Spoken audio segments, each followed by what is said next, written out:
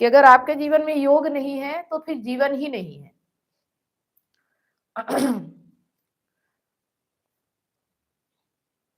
यह वही अध्याय है जहां अर्जुन खुलकर स्वीकार करता है कि कृष्ण मन को साधना लगभग असंभव है। 3 श्लोक में हमने समझा, इसके पहले जो 34 था, फिर ये 35 और 36, इसमें हमने ये समझा कि अर्जुन कह रहे हैं कि योग की बातें तो बहुत अच्छी है, लेकिन मन को साधना असंभव है। मतलब वो डायरेक्ट कह रहे हैं कि असंभव है, ठीक है, साधा ही नहीं जा सकता, ठीक है। और आज का श्लोक उसी का उत्तर है। हम सब यही कहते हैं कि हमसे तो ये हो ही नहीं सकता, होगा ही नहीं। ऐसे ही अर्जुन भी कह रहे थे कि मन को साधना असंभव है, ठीक है, योग नहीं किया जा सकता। तो क्या कहते थे, उन लोगों के लिए है जो कहते हैं मुझसे ध्यान नहीं होता, मेरे बस की बात नहीं है, मैं बहुत बिगड़ा हुआ हूं, अब बहुत देर हो चुकी है।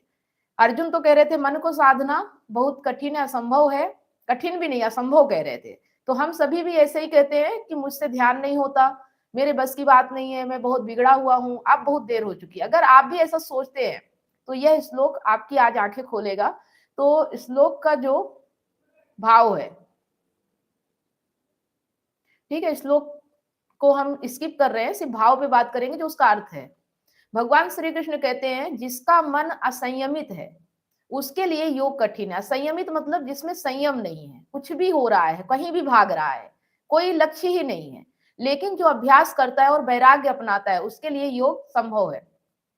जो अभ्यास करेगा और वैराग्य अपनाएगा, वैराग्य की बात पता है, पिछली बार हमने बताया था कि वैराग्य क्या है। तो जो योग करेगा, अभ्यास करेगा और वैराग्य अपनाता है उसके लिए योग संभव है। ध्यान दीजिए, कृष्ण ये नहीं कहते कि योग असंभव है, वे कहते हैं कठिन है पर असंभव नहीं है। कठिन तो है लेकिन असंभव नहीं है, है ना। लेकिन हमको लगता है कि असंभव है, हो ही नहीं सकता, लेकिन असंभव नहीं। अगर होता तो योग सबको होता ही नहीं। मतलब बहुत से ऐसे लोग हैं जो योगी होते हैं। यहीं से पूरी गीता की करुणा शुरू होती है। मन को दोष मत दो, मन जैसा है वैसा ही काम करेगा। प्रश्न यह नहीं कि मन क्यों भटकता है, प्रश्न यह है कि तुम किसे पकड़ कर बैठे हो। तुम्हारा मन वही भटकेगा जिसे तुमने पकड़ कर रखा है ना। तो मन को भटकने से रोकना नहीं, अपनी पकड़ देखना है कि आपने किस चीज को पकड़ रखा है। मन आपका वहीं जाएगा जिस चीज को आपने पकड़ रखा है। पकड़ रखने का मतलब हाथों से नहीं, बाहर से नहीं, आपके मन में क्या चल रहा है ना। जो भी आप विचार रहे हो, जो भी सोच रहे हो, जो भी लालच, जो भी जिस भी चीज को पाने की कामना है या जो चीज चाह रहे हो, वो सब आपके मन में जो जो चलेगा, मन आपका वहीं भागेगा। तो आपको अगर मन को रोकना है तो देखना है कि मन आपका जा कहाँ रहा है, आपने पकड़ क्या रखा है, ठीक है। मन असंयमित क्यों है? क्योंकि हम सुख चाहते हैं, हम सुरक्षा चाहते हैं, हम संबंधों में पकड़े हुए हैं। मतलब हम सुख चाहते हैं इसलिए मन असंयमित है। हम सुरक्षा चाहते हैं, हम संबंधों में पकड़े हुए हैं, हम पहचान बनाकर जी रहे हैं। अगर ये सब चीजें हम कर रहे हैं तो मन असंयमित है, ठीक है। इसी के कारण मन असंयमित है। क्या क्या? सुख की चाह, सुरक्षा की चाह, संबंधों में पकड़ और अपनी पहचान कि मैं कौन हूँ, ठीक है। मेरा नाम ये है, मैं ये जॉब करता हूँ, मेरा इतना बड़ा घर है, ये आपकी पहचान बन जाता है। मैं इस जाति का हूँ। अगर आप इन सब चीजों में हो तो आपका मन असंयमित ही रहेगा। और फिर कहते हैं मन शांत क्यों नहीं होता? मन तो सौदेबाज है ना। मन सौदेबाज है, आप उसे जो महत्व देंगे वही वह पकड़ लेगा। मतलब आप मन को जो महत्व देंगे वही वो पकड़ेगा, है ना। वो तो सौदेबाज है, आप जैसा बोलोगे वैसा वो करेगा। तो मन पे काम नहीं करना है, अपने विवेक पे काम करना है, ठीक है। विवेक से आप जो भी पकड़ोगे, जो भी करोगे, मन आपका वहीं जाएगा। तो मन को बदलने की जरूरत नहीं पड़ती, मन को एक दिशा देनी पड़ती है। कहानी समझते हैं कि ये आप लोगों ने शायद सुनी भी होगी। रस्सी से बंधा हाथी, है ना। एक जंगल में हाथी को बचपन से रस्सी से बांधा जाता है। वह बहुत कोशिश करता है पर छूट नहीं पाता। बड़ा होकर भी वह उसी पतली रस्सी से बंधा रहता है। अब वह तोड़ सकता था पर उसने कोशिश करना छोड़ दिया था। हमारा मन भी वह हाथी है। हम कहते हैं मुझसे नहीं होगा, मेरी आदतें बहुत पुरानी है, मैं बदल नहीं सकता। कृष्ण कहते हैं अभ्यास प्लस वैराग्य बराबर मुक्ति। अगर अभ्यास किया, वैराग्य, तो मुक्ति मिलेगी, ठीक है। अभ्यास से वैराग्य और वैराग्य से मुक्ति। अभ्यास क्या करना है इसे हम समझेंगे। अभ्यास का अर्थ माला जप नहीं है, ठीक है, माला नहीं जपना है। अभ्यास का अर्थ है बार बार सत्य की ओर लौटना। आपको एक ही काम करना है, बार बार सत्य की ओर लौटना। सत्य क्या है? जो आपके भीतर चल रहा है वो सत्य है, वो आपके अलावा कोई नहीं जानता। तो आपको अपने सत्य में रहना है, इस चीज को समझिएगा। ठीक है, बाहर सत्य नहीं देखना, दुनिया क्या कर रही नहीं मतलब है, हमारे भीतर क्या चल रहा है बस उसे ध्यान से समझो और उसकी ओर लौटो कि वो क्या चाह रहा है, क्यों चाह रहा है, कहाँ जा रहा है, आपने क्या पकड़ रखा है, आपने किस चीज को महत्व दे रखा है। इन सब चीजों पे जब काम करोगे तो वैराग्य आएगा। ठीक है, जब मन भागे किसी व्यक्ति की ओर, किसी नशे की ओर, किसी डर की ओर, तो देखो, पहचानो और लौट आओ। देखो, पहचानो और लौट आओ। कहाँ लौटना है? अपने मन, अपने आत्मा में, अपने सत्य में स्थापित होना है। यही अभ्यास है। ठीक है, वैराग्य क्या है? वैराग्य का अर्थ पहले भी हम जान चुके हैं, फिर भी समझ लेते हैं। वैराग्य का अर्थ है त्याग नहीं। वैराग्य का अर्थ है झूठे सहारे से मोह भंग। है ना, जो हम झूठे सहारे बना के रखते हैं कि इससे मुझे ये मिलेगा, इससे ये होगा, इससे ये झूठा सहारा है, उससे मोह भंग होना वैराग्य कहलाता है। जिससे तुम्हें चोट मिल रही है उसी को तुम प्रेम कह रहे हो। वैराग्य तब आता है जब दुख साफ दिखने लगे, है ना, जब दुख साफ दिखने लगे, मोह टूटे, आंख खुल जाए, तब वैराग्य होता है। देखो यहाँ कितने सरल शब्दों में बताया गया, अगर ये भी नहीं समझ पाए तो फिर क्या मतलब, है ना। तो गृहस्थ जीवन से जुड़ा एक उदाहरण समझते हैं कि पति पत्नी का रिश्ता हो या कोई और संबंध, अगर आप सोचते हैं इसके बिना मैं अधूरा हूं, ये चला गया तो मैं खत्म हो जाऊंगा, तो योग संभव नहीं है ना। अगर आप ऐसा सोचते हो तो आपके जीवन में योग नहीं हो सकता। कृष्ण कहते हैं पहले स्वतंत्र बनो, फिर संबंध निभाओ। पहले खुद स्वतंत्र हो जाओ, फिर संबंध निभाओ। जो डर से जुड़ा है वह प्रेम नहीं है, जो डर से जुड़ा है वो प्रेम हो ही नहीं सकता। तो यह श्लोक निराशा नहीं देता, यह जिम्मेदारी देता है। इसको समझ के आप निराश मत हो कि मैं कैसे क्या करूंगा, ये जिम्मेदारी देता है अपने आप को जानने की, समझने की, देखने की। कृष्ण यह नहीं कहते कि तुम अयोग्य हो, वे कहते हैं मेहनत चाहिए। अगर आज मन नहीं मानता तो आज ही हार मत मानो, है ना। अगर आज मानता नहीं है तो ठीक है, अभ्यास करते रहो, करते रहो, वैराग्य अपने आप समझ में आ जाएगा आपको। मन असंयमित है, सच। योग कठिन है, सच। योग असंभव है, झूठ। ठीक है, मन असंयमित है, ये सच है। योग कठिन है, ये भी सच है। लेकिन योग असंभव है, ये झूठ है। इसको नहीं पकड़ना है ना। अभ्यास से आपका कितना भी असंयमित मन है वो संयमित हो जाएगा। ठीक है, तो योग कठिन है लेकिन अभ्यास कंटिन्यू करना पड़ेगा। ऐसा नहीं कि आज नहीं मन मान रहा है तो आज ही छोड़ दो कि अब तो होगा ही नहीं। हार नहीं मानना है। ठीक है, लगे रहना है, कंटिन्यू करते रहना है, कभी तो मानेगा। पर मन को मनाने का तरीका जो बताया है वो याद रखिएगा। क्या तरीका है? कि अपने महत्व को समझो, आपने किस चीज को महत्व दे रखा है। जिस चीज को आप महत्व दोगे आपका मन वहीं भटकेगा। अगर आप निचली चीज को, छोटी चीज को, तुच्छ चीज को महत्व देते हो तो आपका मन वहां जाएगा। अगर आप ऊंची चीज को, ऊंचाइयों को, अपने आत्मसम्मान को या अपने जीवन के सही लक्ष्यों पे ध्यान देते हो तो आपका मन वहां जाएगा। ठीक है, तो मन आपका आपके बस में तब आएगा जब आपका विवेक जागृत होगा, जब आपको पता होगा कि आपके लिए महत्वपूर्ण क्या है, आपके लिए सही क्या है। ठीक है, अभ्यास और वैराग्य यही दो पंख हैं जो आपके जीवन में योग लाते हैं। ठीक है, मन को साधना नहीं है, मन के झूठ को देख लेना है। मन के झूठ को देखना है, सत्य तक स्थापित होना है और झूठ को देख लेना है। अब अगर आपको ये समझ में ना आ रहा हो कि मन का झूठ क्या है, सत्य क्या है, उस पर सवाल कर सकते हैं। क्लियर होना चाहिए तब तो आप काम करोगे, क्लियर नहीं होगा तो काम नहीं कर पाओगे। ठीक है, बताइए, अगर इसमें समझ में आया होगा कि मन का झूठ क्या है और मन का सत्य क्या है, वो कैसे पता करोगे आप बताइए संदीप जी। मन का झूठ क्या है और मन का सत्य क्या है?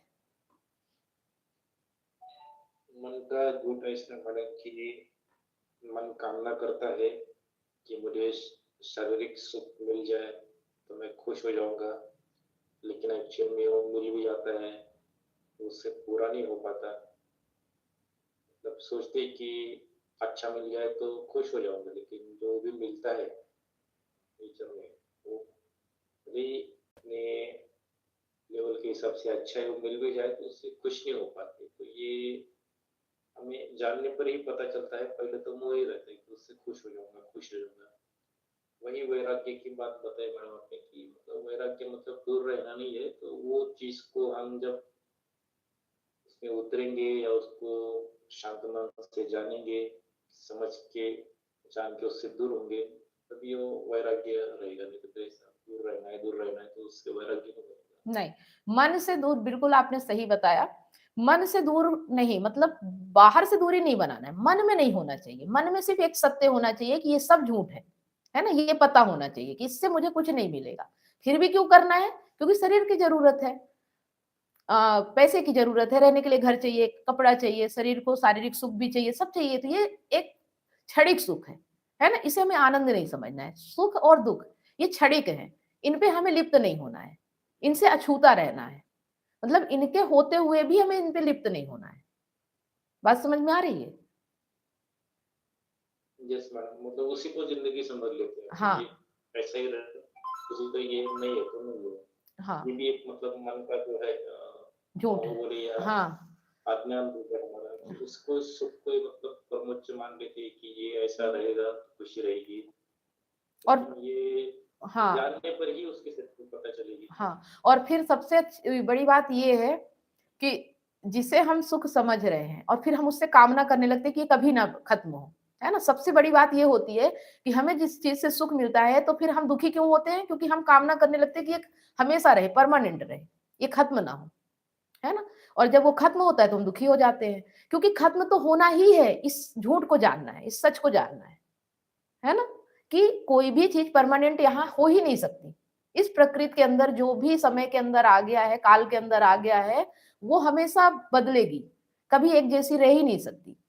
बस ये समझना है, ये जानना है। हम उससे ये समझ लेते हैं कि अब कभी होगा ही नहीं, अब कभी खत्म ही नहीं होगा, अब कभी छूटेगा ही नहीं, अब कभी बिछड़ेगा ही नहीं, अब तो परमानेंट के लिए हम साथ आ गए। इसके कारण फिर हम दुखी होते हैं। तो दुख और सुख कब दूर होगा? जब आप समझोगे कि जो भी है यहाँ सब क्षणिक ही है। अगर आज सुख है तो कल दुख जरूर आने वाला है। जैसे ही सुख आए तो ये मान के चलो कि आप पीछे पीछे दुख भी आ रहा है। आप बहुत प्रफुल्लित मत हो जाओ कि ये चीज मिल गई तो अब परमानेंट, अब आपके पास रहेगी, अब कभी जाएगी नहीं आपसे दूर, है ना? जैसे ही कोई चीज मिले धन्यवाद दो और बस मन से उतार दो। ठीक है, मिल गई, कोई बहुत बड़ी बात नहीं है, चली भी गई तो कोई बहुत बड़ी बात नहीं, फिर कुछ मिलेगा। तो इस तरह से जब जियोगे तब शांति मिलती है, तब आनंद मिलता है। सुख और दुख में एक भाव से रहना, समभाव। ठीक है? यस मैडम, लेकिन जब तक चीज मिलती नहीं है तब तक उसके पीछे पड़े रहते हैं। मिलने के बाद उसकी वैल्यू कम हो जाती है।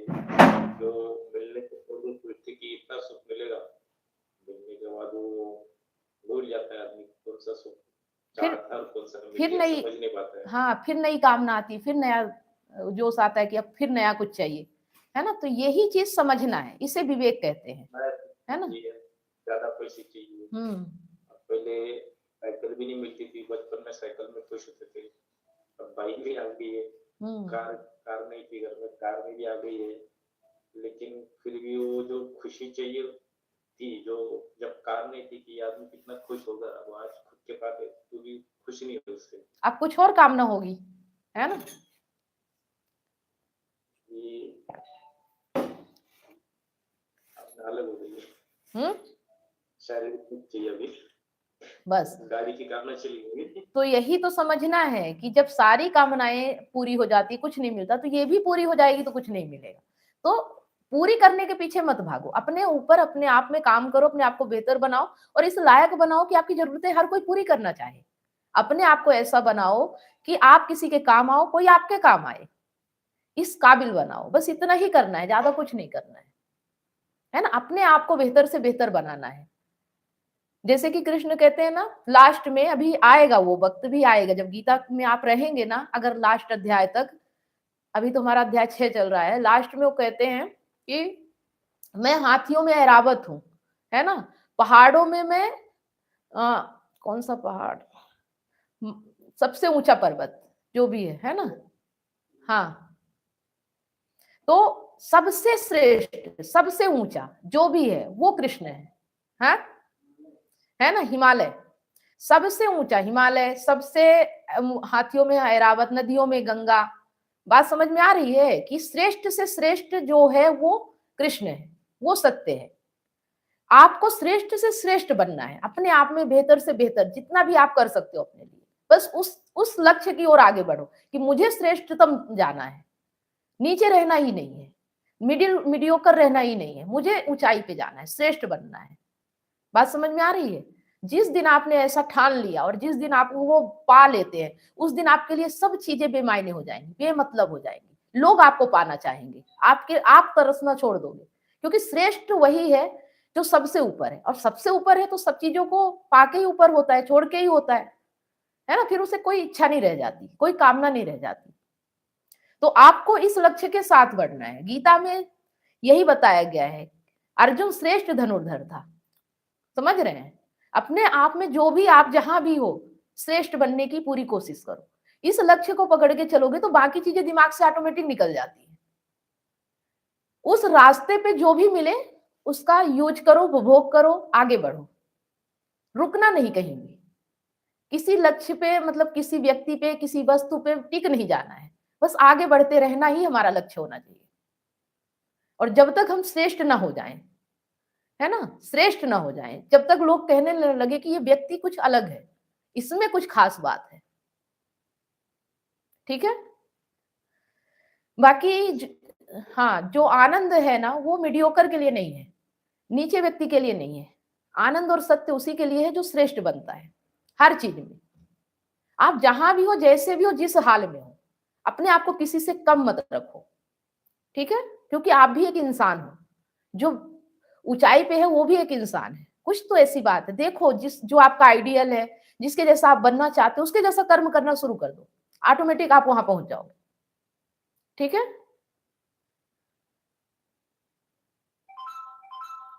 आप शारीरिक सुख की बात करते हो, आप औरतों की बात करते हो। मैं ऐसे व्यक्ति का नाम बताऊं आपको, एक आध्यात्मिक व्यक्ति है जिसे सखा कहते हैं, ठीक है?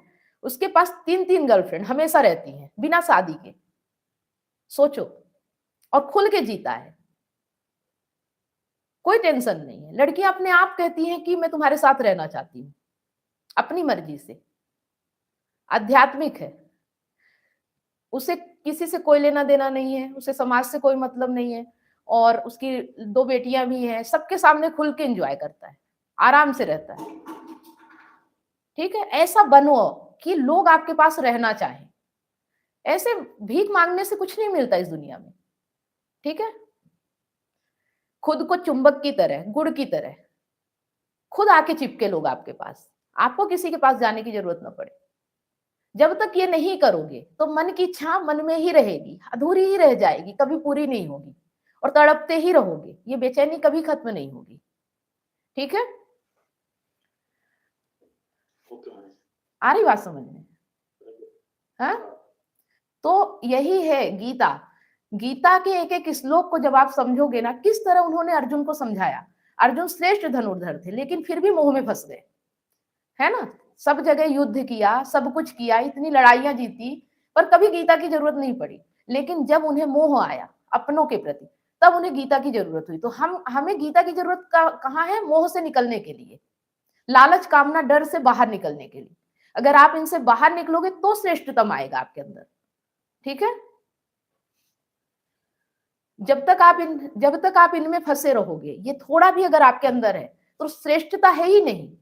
ये जहां है वहां श्रेष्ठ हो ही नहीं सकते, ये आपको नीचे ही ले जाएंगी, ये कभी ऊपर उठने नहीं देंगी आपको, ठीक है? तो ये चीजें आपको समझना होगा। अभी देखो कितने लोगों ने एनरोल किया है यहाँ, सबने 90 डेज का कमिटमेंट किया है, मैं रोज बोलती हूँ, पर किसी को ध्यान नहीं है। और मैं शुरू शुरू में याद दिला देती हूँ, फिर मुझे क्या जरूरत है? तुमने पैसे दिए, तुमने पेमेंट किया है, अगर तुम नहीं बैठोगे, तुम्हें ही याद नहीं है, तो मुझे क्या पड़ी है ये बताओ। सोचिए आप, कि आदमी चलो फ्री का हो तो कोई ऐसा नहीं, आपने पेमेंट किया है, पैसे भरे हैं, फिर भी ध्यान नहीं है कि मैं चलो कुछ सीख लूं, कुछ समझ लूं। मैं अपनी तरफ से पूरा प्रयास करती हूँ कि लोग आए यहाँ पे सीखें, लेकिन क्या पता ठंडी ज्यादा पड़ रही है, नींद जल्दी आती है, क्या होता है ठंडी में कि संख्या कम होती जा रही है। आ रही बात समझ में?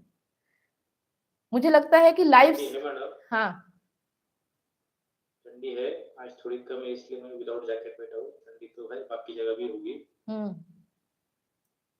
नहीं, मुझे लाइव सेशन देना बंद करना पड़ेगा। डायरेक्ट लाइव जुड़ो तभी सेशन होंगे, नहीं तो लाइव मिलेंगे ही नहीं। है ना? फिर आपकी मर्जी। नहीं मैडम, अभी कभी कभी मन का आलस रहता है, अभी कभी काम में रहते तो काम में अटेंड करते हैं। आज मैं वेट कर रहा था 8:30 बजे से, 8 बजे उठ के देखा कि 9 बज गए, क्या खाना खा के बैठा, फिर 9 बज गए, फिर 9 बजे तक थोड़ा सा सो के इंतजार किया। मैं सोचा बाकी कुछ वीडियो वीडियो कुछ नहीं देखना है, दिमाग में गंदगी नहीं रखना है, जो बताएंगी वो ठीक से ध्यान से सुनना है। कभी नींद आने लगती है, बाकी सब कचरा देख लेते हैं कि जो आप बताती है वो भी नहीं सुन पाते, फिर बाद में रिवीजन का वेट करते हैं। हाँ, अभी थोड़ा मैं बिज़ी हो गई थी। मैंने बताया ना आपको कि मेरा जो यहाँ पे घर बन रहा है, संस्था बना रहे हैं, उस पे थोड़ा काम था, इसलिए मैं वहाँ चली गई थी। इस वज़ह से लेट हो गया था, है ना? फिर भी मैंने बोला कि मीटिंग तो लेंगे ही, चाहे कुछ भी हो जाए, है ना? अब जो आ पाए उसका ठीक है, नहीं आ पाए उनका भी ठीक है। कोई दिक्कत नहीं। लोग क्या सोचते हैं कि सामने आएँगे तो सवाल-जवाब करना पड़ेगा, कहीं कुछ बात पूछेंगे, नहीं जवाब दे पाए तो एक तरह से बचने भी लगते हैं, बल्कि चुपके से लाइव देख लेना ज़्यादा अच्छा है। सामना करना भी मुश्किल होता है लोगों को, है ना? पर इतनी तो यहाँ प्रॉब्लम है भी नहीं। यहाँ तो इतना सरल शब्दों में समझाया जाता है, आपकी मर्ज़ी है, आप बात करो, सवाल पूछो, नहीं पूछो, आपकी मर्ज़ी, सब आपके ऊपर डिपेंड करता है कि आपको क्या चाहिए। आ रही बात समझ में? मेरा काम है रास्ता बता देना, चलना या ना चलना वो आपके हाथ में है, ठीक है? उसके लिए आप पूर्ण स्वतंत्र हो। कृष्ण चाहते तो अर्जुन को जबरदस्ती करवा सकते थे, लेकिन वो हमेशा यही कहते थे कि अर्जुन तुम स्वतंत्र हो अपना निर्णय लेने में। उनके सिर्फ विवेक को जागृत किया, बाकी निर्णय अर्जुन ने ही लिया। उन्होंने अपना निर्णय थोपा नहीं, है ना? तो ऐसा आपको मैं बना सकती हूँ कि आप अपना निर्णय खुद लो। अब ये आपके ऊपर डिपेंड है कि आप क्या चुनाव करते हो। आप यहाँ बैठने का चुनाव करते हो या फिर इधर-उधर भटकने का चुनाव करते हो, वो आपके ऊपर है। ठीक है?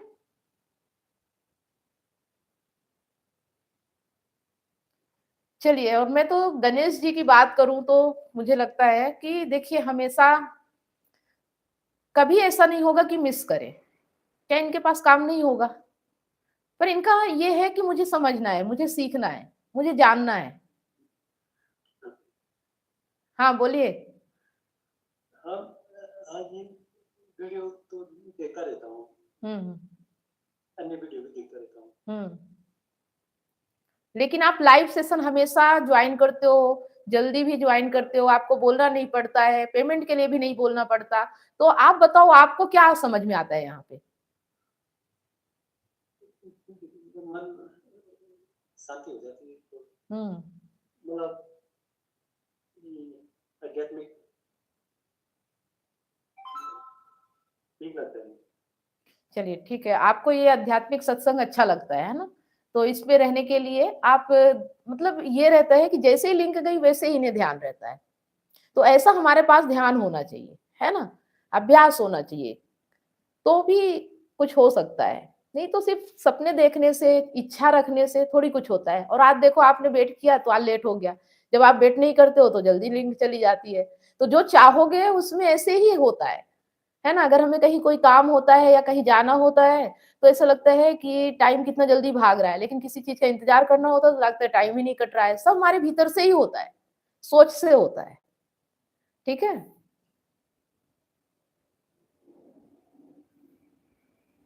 तो जैसी आपकी समझ होगा, जैसा आपकी सोच होगी, वैसा ही आपका जीवन होगा।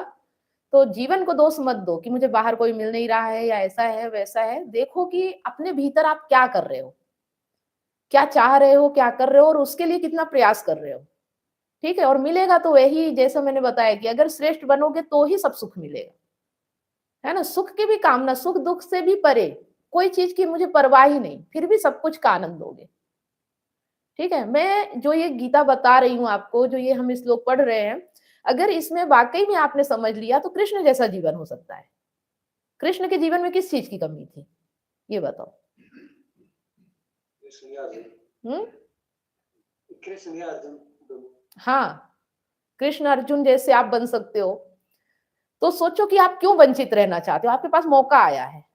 बस यही है कि मेहनत कम करते हो आप लोग। मेहनत थोड़ी करो।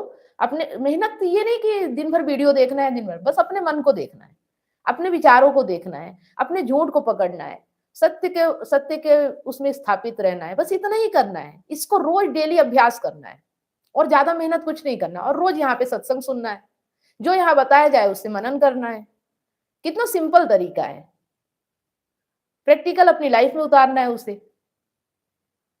वो रिश्ते में भी नकली है, मतलब सब बात करनी मन से। ठीक है, और इसका मतलब ये नहीं कि बाहर सब छूट जाएगा, बाहर सब कुछ बहुत अच्छा हो जाएगा।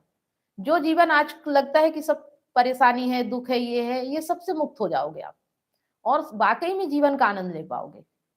बिना ज्ञान के जीवन का आनंद भी नहीं मिलता, डर के अलावा कुछ नहीं मिलता, है ना। आप जहां भी जाओगे सिर्फ डर मिलेगा, डर के अलावा कुछ नहीं मिलेगा, और जहां डर है वहां आनंद नहीं है।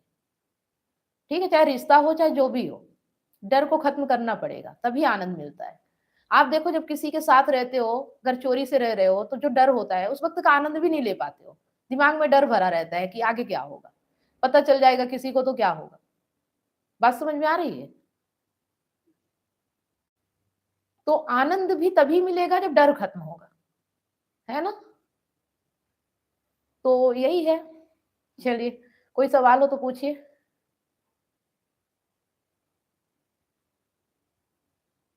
कुछ पूछना है? ठीक है मैम, ओके। अच्छा हाँ, एक काम दिया था आप लोगों को, किया था? नहीं किया मैम, आधा पेज लिखा, पूरा नहीं होता। बस यही बात है, यहाँ पे लिखा बताया गया है ना, क्या क्या बताया गया है, मुझसे नहीं होगा, मेरी आदतें बहुत पुरानी है, मैं बदल नहीं सकता। बस यही प्रॉब्लम है और कुछ नहीं, है ना। थोड़ा सा समझिए इन चीजों को कि आपको जो बताया जाता है उतना आप कर नहीं पा रहे हो। अगर कर लो ध्यान से तो चीजें आसान हो जाए आपके लिए। ठीक है, और करिए, और प्रयास करिए, अभ्यास करिए। कितने दिन नहीं होगा, रोज सोचिए कि आज करूंगा, एक दिन तो होगा जो कर डालेंगे। ठीक है, गणेश जी आपने किया? मैंने भी नहीं किया, बालक को भेजा जरा एक आध मैसेज। हाँ, एक आध तो भेजा ना। हाँ जी। हाँ, देखिए गणेश जी ने अपना शुरुआत कर दी, समझ पा रहे हैं। तो इतने सारे लोग मेरे पास आते हैं, पर सही मायने में गणेश जी सही पूरा तरीके से फॉलो कर रहे हैं। ठीक है, तो ऐसे हमें फॉलो करना है, हर इंस्ट्रक्शन को फॉलो करना है, जो भी बताया जाए उससे करके देखना है। ठीक है, बस कंटिन्यू इसे करते रहिए जब तक कोई आपको ब्लॉक ना कर दे। ठीक है, फिर ब्लॉक करेगा तो कोई और मिलेगा। लोगों की कमी थोड़ी है दुनिया में, आपके पास बहुत सारे नंबर होंगे। ठीक है, ट्राई करिए, कुछ गलत तो कर नहीं रहे हैं, किसी को मार तो नहीं रहे, चोरी तो कर नहीं रहे हैं, सही काम कर रहे हैं। सही काम करने में डर कैसा? नहीं पसंद होगा तो ब्लॉक करेगा, पर आपका बहुत फायदा होगा, उसका हो या ना हो, पर इसमें आपका फायदा जरूर होगा। ठीक है, नेकी कर और दरिया में डाल, सोचना ही नहीं कि सामने वाला क्या सोचेगा, क्या कहेगा। चलिए, आज के लिए इतना ही करिएगा, फिर मैं पूछूंगी कि किया कि नहीं किया, है ना। अगर 3 बार आपने कहा नहीं किया तो फिर मैं बोलना बंद कर दूंगी कि करो या मत करो, आपकी मर्जी। ठीक है, चलिए, गुड नाइट सभी लोगों को। क्या आप अपने पार्टनर की बेवफाई से टूट चुके हैं?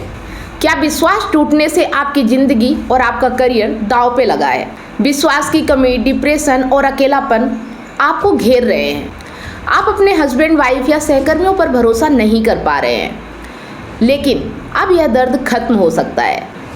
मैं कमलेश सोनी पिछले 8 वर्षों से हजारों रिलेशनशिप्स पर काम किया है और कंसल्ट करके उनके साथ उनकी प्रॉब्लम पर साथ मिलकर जो भी समाधान हो सकता है हमने किया, और 100% गारंटी के साथ समाधान मिला, और आज वो खुशी से जीवन जी रहे हैं। और मेरा मिशन है आपको निराशा से निकालकर खुशहाल जिंदगी की ओर ले जाना। मेरा 90 दिन का विश्वास और रिकवरी सिस्टम आपकी जिंदगी बदल देगा। हमारे एक्सपर्ट्स कोचिंग, कंसल्टिंग और हीलिंग के साथ अपने रिश्ते में विश्वास और प्यार वापस लाएं, डिप्रेशन और अकेलापन से मुक्ति पाएं और अपनी मैरिड लाइफ और करियर को नई उड़ान दें। हजारों लोग मेरे YouTube चैनल और Facebook से प्रेरणा ले चुके हैं, लेकिन व्यक्तिगत कंसल्टिंग वो चाबी है जो आपके रिश्ते का ताला खोलेगी। आज ही कदम उठाएं। 7697572249 पर व्हाट्सएप करें या लिंक पर क्लिक करें और अपॉइंटमेंट बुक करें, और हमारे 90 दिनों के वर्कशॉप से अपनी जिंदगी के निराशा को खुशहाल जिंदगी में बदले। आपका रिश्ता हमारे लिए मायने रखता है। आज ही एक्शन लें और अपनी खुशहाल जिंदगी की शुरुआत करें। Click now.